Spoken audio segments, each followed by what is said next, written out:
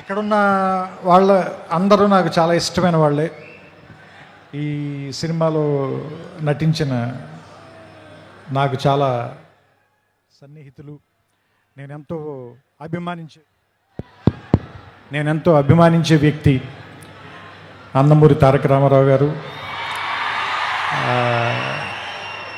ఆయనతో నా ప్రయాణం దాదాపుగా 25 ఏళ్ళు, ఆయన సినీ ప్రయాణం 25 ఏళ్ళు. అండ్ నేను సినిమాల్లోకి రాకముందు థియేటర్కి వెళ్ళి చప్పట్లు కొట్టి చూసిన కహో నా ప్యార్ హే హీరో హృతిక్ రోషన్ గారు.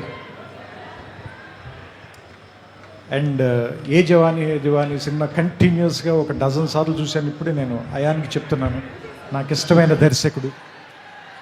అండ్ నా కుటుంబ సభ్యుల్లో ఒకరైన నాకు ఇష్టమైన మనిషి నాగవంశీ.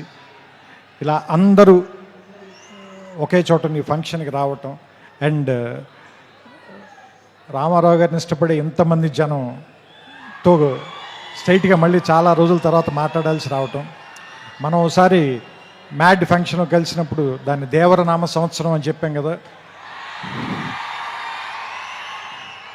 మరి ఈ సంవత్సరాన్ని హృతిక్ రామారావు సంవత్సరంగా ప్రకటిద్దాం మనం దీన్ని. ఎందుకంటే వాళ్ళిద్దరిని చూడటానికి చాలామంది పాత వాళ్ళు చెప్తూ ఉంటారు కదా 2 కళ్ళు సరిపోవని. అలా వాళ్ళిద్దరిని చూడడానికి 2 కళ్ళు సరిపోవు నిజంగానే. ఎందుకంటే ఆ సాంగ్ టీజర్ వస్తుంటే దాని ఎఫెక్ట్ కూడా అలాగే ఉంది. బ్లాక్అవుట్ అయ్యి మళ్ళీ వస్తుంది విజువల్. సో ఇద్దరిని చూడటానికి వాళ్ళు మెరుపు తీగల్లో కదులుతున్నారు అంటారు కదా, ఇద్దరిని చూడటానికి 2 కళ్ళు సరిపోవట్లేదు. సో దిల్ రాజు గారు చెప్పినట్టు మనం 72 గంటల తర్వాత థియేటర్లో దాన్ని పూర్తిగా ఎంజాయ్ చేద్దాం. నాకు అయాన్ గారు ఇందాక చెప్పిన దాంట్లో నాకు అర్థమైంది ఏంటంటే, సామాన్యంగా ఈ సినిమాని మీరు ఫైట్లు లేదంటే మామూలుగా ఒకళ్ళనొకళ్ళు కాల్చుకోవటాలు ఇలాంటి ఒక యాక్షన్ సినిమాగా మాత్రమే చూడడానికి ప్రయత్నిస్తామో దాన్ని మించిన ఒక సర్ప్రైజ్ అయితే ఉంది ఈ సినిమాలో. ఎందుకంటే అలాంటి సినిమాకి అయితే మనం ఎన్టీఆర్ గారి దాకా రావాలి, ఆయన కాదు కదా. ఎందుకంటే ఆయనకున్న పేరే ఎలాంటి ఎమోషన్ అయినా పలికిస్తాడు కదా.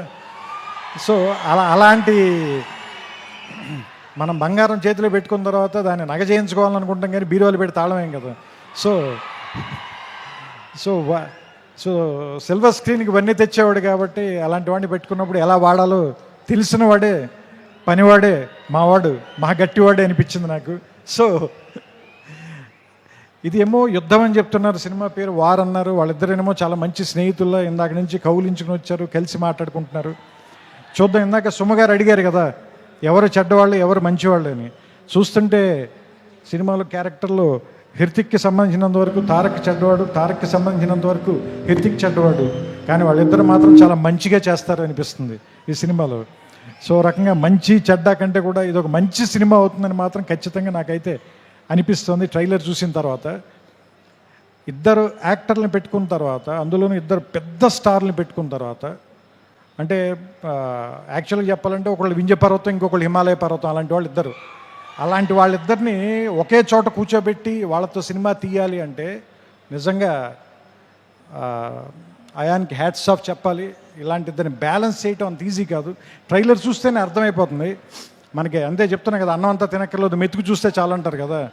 ట్రైలర్ చూస్తే తెలిసిపోతుంది మనకి. 2 నిమిషాలు చాలు, 2 గంటలు ఎలా ఉంటుందో మనకు అర్థమవుతుంది, రాబోయే 2 గంటలు ఎలా ఉంటాయనేది. సో వినాయక చవితికి, ఎందుకంటే మహారాష్ట్రలో కూడా గణేష్ బప్పని చాలా ప్రేమిస్తారు కాబట్టి ఈ వినాయక చవితికి వార్ 2 మంచి ఏమంటారు దాన్ని, పండగని కొద్దిగా ముందే 21 కంటే వారం రోజుల ముందే తీసుకొచ్చి వినాయక చవితికి మరింత శోభ తెస్తుందని, ఈసారి పండల్స్ నిండా, గణేష్ పండల నిండా ఈ వార్ 2 పాటే మోగుతూ ఉంటుందని నాకు ఆల్రెడీ భవిష్యత్తు తెలుస్తుంది. మీ అందరూ కూడా దాన్ని చూస్తారు, వింటారు, ఆనందిస్తారు. మీ చప్పట్లతో, మీ ఈలలతో, మీ కేరింతలతో సెప్టెంబర్ 14న అయాన్ దాదాపు 3 సంవత్సరాలుగా పడిన కష్టం మొత్తం మర్చిపోవాలని, అతనికి ఎంతో ఆనందం రావాలని.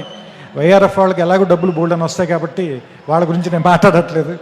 మా వంశీకి కూడా బోల్డని డబ్బులు రావాలని మనస్ఫూర్తిగా కోరుకుంటూ, అన్నిటికంటే ముఖ్యంగా మీ అందరికీ ఎక్కువ ఆనందాన్ని ఇవ్వాలి ఈ సినిమా. అది మీకు ఇష్టమైనటువంటి తారక్ని దాదాపు దేవర తర్వాత ఇప్పటిదాకా చూడకుండా వెయిట్ చేస్తున్నారు. So finally the waiting is over.